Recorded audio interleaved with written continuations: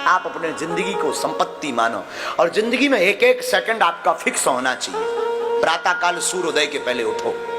आज की कथा हम बता रहे ना, अगर जिंदगी बढ़िया जीना है तो सुनो और इसे बार बार सुनना। जिंदगी में आप सूर्योदय के पहले उठो।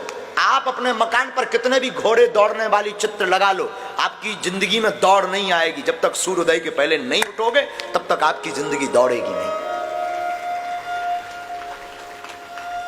उगता हुआ सूर्य का चित्र लगाने से, टोटका करने से आपके जिंदगी में उजाला नहीं आएगा। जब तक अपने वर्क को पाने के लिए, संकल्प को, लक्ष्य को पाने के लिए घोड़ों की भांति दौड़ोगे नहीं और उगते हुए सूर्य के पहले उठोगे नहीं, तब तक आपके जीवन में उजाला नहीं आ सकता है। इसलिए सुबह सूर्योदय के पहले उठो। उठ करके सबसे पहले आप अपने दोनों हाथ लो ऐसे, और ऐसे हाथों को दर्शन करो।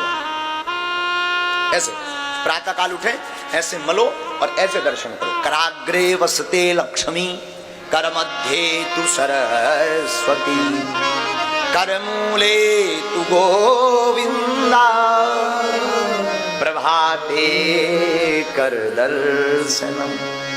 प्रातः काल आप अपने हाथों की रेखाओं को देखो, मल करके अपने नेत्रों में लगाओ। सबसे पहले भूमि मां को प्रणाम करो, पैर नीचे रखने के पहले। ये पुरानी परंपरा है, क्योंकि भूमि पर कितना भार नहीं। धरती हमारी मां है। धरती खदान है, रत्न देती है, अन्न देती है, हमको रखती है। तो भूमि को प्रणाम करो। इसके बाद उठ करके अगर स्नान कर सको तो बहुत अच्छा, स्नान करो। सूर्य भगवान को अर्घ दो। सूर्य इस संसार के जागृत देवता है, प्रत्यक्ष देवता। और सूर्य को अर्घ देने से वैज्ञानिक तथ्य भी है कि विटामिन डी की कमी नहीं होती। तो आप सूर्य भगवान को अर्घ दो। इसके बाद अपने इष्ट को, माता पिता को प्रणाम करने के बाद, गुरु को प्रणाम करने के बाद अपने इष्ट के लिए हनुमान चालीसा, दुर्गा चालीसा, काली चालीसा, भैरव चालीसा, जो भी आप पढ़ते हो पढ़ो। गुरु माला मंत्र ले रखा तो माला लो और मंत्र जाप करो। आपके बज गए 8 बजे कुछ भगवान को प्रसाद लगाओ और फिर खुद कुछ पाओ। योग व्यायाम आदि करके कुछ पाओ, टहलो। इसके बाद लगभग 10-11 बज गए। आप अपने काम के लक्ष्य पर ध्यान। आपका प्रश्न होगा महाराज फिर भजन और तो नहीं करना होगा? करना होगा। अब कैसे भजन करना? अगर आप बिजनेसमैन हैं, अगर आप नौकरी करते हैं तो ऐसे भजन करो। अगर आप खेती करते हैं तो ऐसे भजन करो। 10 बजे निकल गए अपने बिजनेस के लिए, अपनी दुकान के लिए, आप अपने नौकरी के लिए, तो जाते जाते गाड़ी चला रहे ना तो फिल्मी गाना मत बजाओ, न गाओ।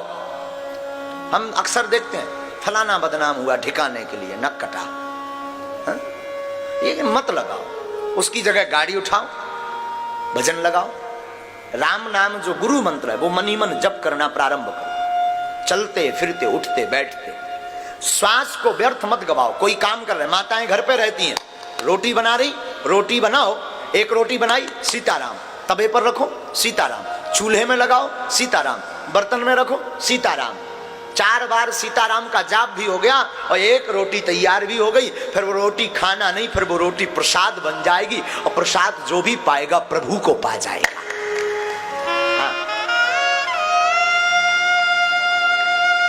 माताएं घर पे झाड़ू लगाती ना, सीताराम गाते जाओ।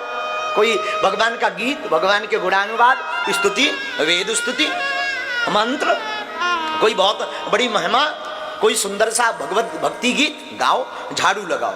क्या फायदा होगा? झाड़ू में बहुत छोटे छोटे चींटी, चींटा, बहुत छोटे छोटे जीव मर जाते हैं। उनका पाप आपको जो भोगना पड़ता है, उस पाप से आप बच जाएंगे। भगवान का भजन हो जाएगा, घर भी साफ होगा और मन भी साफ होगा। घर भी साफ होगा, मन भी साफ होगा। रात्रि हो गई आपकी, रात्रि काल संध्या में आप आओ। संध्या में हाथ मुंह धो। संध्या के समय ना भोजन करना चाहिए, ना देहरी पर बैठना चाहिए। ध्यान दे दें, घर में अगर आप चिर स्थायी काल तक लक्ष्मी को रखना चाहते हैं, घर में अगर अलक्ष्मी का वास नहीं करवाना चाहते हैं, तो ये बात गांठ बांध लें। अगर आपके घर में लड़ाई होती है तो ये कारण हो सकता है। अगर आपके घर में पैसा नहीं रुकता तो ये कारण हो सकता। क्या आप अपने घर में संध्या काल को या तो झाड़ू लगाते होगे, या संध्या काल में भोजन करते होगे, या संध्या काल में भोग मैथुन्य कर्म करते होगे, अथवा संध्या काल में आप देहरी पर बैठ करके रो रहे होगे। चार काम वर्जित हैं। दरवाजे की देहरी पर संध्या काल में मत बैठो, संध्या काल में भोजन मत करो, संध्या काल में आप मैथुन्य कर्म भोग मत भोगो, अवासना युक्त मत रहो, संध्या काल में आप रो मत, कलेश मत करो। क्यों? संध्या काल में भूत भावन महादेव अपने गणों के साथ पृथ्वी पर विचरण करते हैं, और जिस घर में ये चार चीजें होती दिखाई पड़ती हैं, भोले बाबा उस घर से अपनी कृपा को दूर कर देते हैं। लक्ष्मी जी घर छोड़ करके भाग जाती हैं और कुलच्छनी का वास घर में हमेशा के लिए हो जाता है।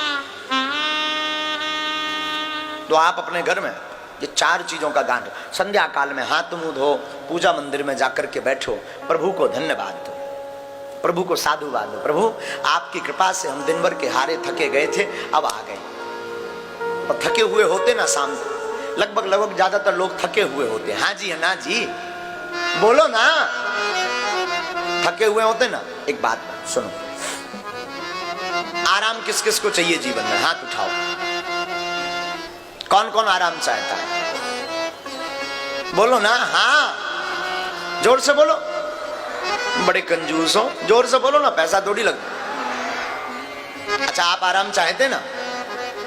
आराम की तलब है तो एक काम कर, आपको अगर आराम की तलब है, एक काम कर, आ राम की शरण में राम राम कर।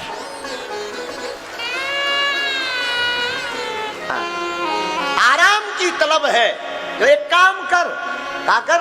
आ राम की शरण में और तू राम राम कर। शाम के समय प्रभु को ऐसे धन्यवाद दो, आपकी रात सुंदर होगी। और रात भोग के लिए नहीं है, रात में जहां भोगी भोग भोगता है वहां योगी योग करके ईश्वर को प्राप्त करता है। हाँ, रात को हरि शरण, भगवान की कथा सुनो, सत्संग सुनो, कोई कथा सुनो, और अपने जीवन काल में एक महीने में ये बात दृढ़ कर लो, महीने में या 5-6 महीने में 7 दिन की कथा, चाहे कोई भी हो, कोई वक्ता हो, जरूरी नहीं बागेश्वर वाले महाराज, कोई भी वक्ता हो, आसपास कहीं कथा होवे, 7 दिन 3-3 घंटे का टाइम निकाल करके जरूर जाना प्रारंभ कर दो। महीने में एक बार या 2 महीने में एक बार, 5 महीने में एक बार 7-7 दिन की कथा सुनने लगो, तुम्हारा लाड़ गोविंद के चरणों में हो जाएगा और गोविंद भी तुम्हें जन्म जन्म तक नहीं छोड़ेंगे। और फिर साहब, फिर बताना है आप हमें मिलना। आप ऐसे जीवन जीना प्रारंभ करो। सा जीवती गुणो यस्य धर्मो यस्य सा जीवती।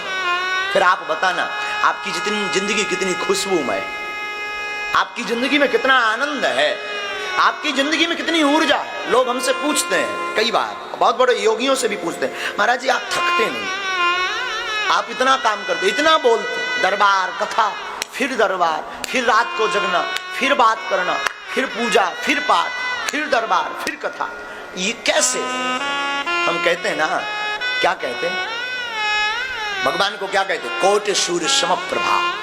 क्या कहते भगवान को? भगवान करोड़ों सूर्यों के समान तेजमय हैं। उन भगवान की आनंद में हम डूबे रहते तो वो परमात्मा अपनी ऊर्जा हमें भेजते रहते हैं। आपका जीवन एकदम प्रसन्नमय होगा, आपको क्रोध नहीं आएगा, आपके जीवन में क्लेश नहीं होगा, आपके जीवन में सामंजस्य होगा, आपका जीवन नॉर्मल होगा।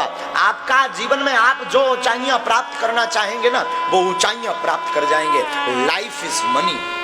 आप अपने जीवन में अपनी जिंदगी को संपत्ति मानो और जिंदगी का एक एक पल व्यर्थ मत गवाओ।